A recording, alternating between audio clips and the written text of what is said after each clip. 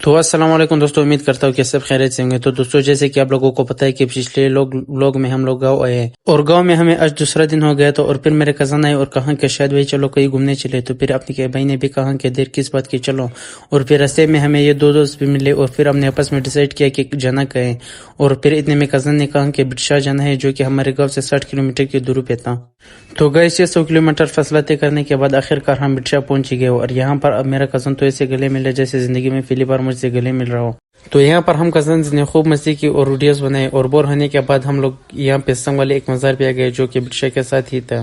تو مزار آنے کے بعد ہم نے سب سے پہلے شوز اتارے اور شوز کو پارک کر دیا۔ ہم کوئٹہ والے نے زندگی میں پہلی بار دیکھا تھا کہ شوز کو بھی پارک کرنا پڑتا ہے۔ تو خیر شوز پارک کرنے کے بعد بھائی نے ہمیں ٹوکن دیا اور ہم آگے کی طرف چلتے بنے۔ تو گائز اتنے گرمی میں بھی اتنے پیارے پیارے بادل تھے، پتہ ہی نہیں چل رہا تھا کہ سردی کا موسم ہے یا گرمی کا۔ تو جیسے ہم تھوڑا سا آگے آئے تو دروازے پہ لکھا تھا حضرت شاہ عبداللطیف بٹائی، شاید یہ ان کا ہی مزار تھا۔ تو دروازے کے سامنے یہ کچھ بھائی بیٹھے ہوئے تھے، جو کہ اپنی زبان میں پتہ نہیں کیا کر رہے تھے۔ میں تو ایسے شریف بیٹھا ہوا تھا اور سمجھ نہیں آ رہا تھا کہ یہ لوگ پڑھ کیا رہے، بول کیا رہے ہیں۔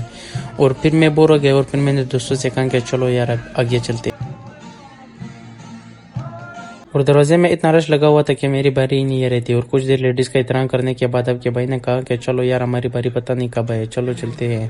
اور پھر ہم اندر کی طرف آ گئے۔ اندر آنے کے بعد آپ کا بھائی تو گول گول گھوم رہا تھا، اور پھر اتنے میں ایک چاچا نے بتایا کہ بھائی آپ غلط گھوم رہے ہو، ایک دروازے سے اندر آنا ہے اور دوسرے سے باہر نکلنا ہے۔ اور چلو خیر ہمیں تو پتہ نہیں تھا، ہمارا تو فرسٹ ٹائم تھا، ہم گئے بھی نہیں تھے۔ اور تھوڑا سا آگے آنے کے بعد یہاں پر ایک بھائی نے ہمیں پول دیا اور کہا ہے جھولے میں رکھ تو، اور جھولے کو جلاؤ، اللہ آپ کو بچے دے دے گا۔ اب بھائی کو کون سمجھائے کہ ہماری تو شادی ہی نہیں ہوئی، بچے خاک ملیں گے۔ تو خیر دوسرے دروازے سے باہر آنے کے بعد ہم نے سامنے ایک قرآن پاک دکھا، اور جس کے اوپر لکھا ہوا تھا یہ وہ قرآن پاک ہے جو خود حضرت شاہ لطیف صاحب خود پڑھتے تھے، اور فقیروں کے ہاتھ سے کلام پاک لکھوایا۔ تو ماشاءاللہ بہت ہی خوبصورت لکھوایا تھا۔ یہاں پر تو ایک نہیں دو تھے، جو دونوں ہی فقیروں سے لکھوائے گئے تھے۔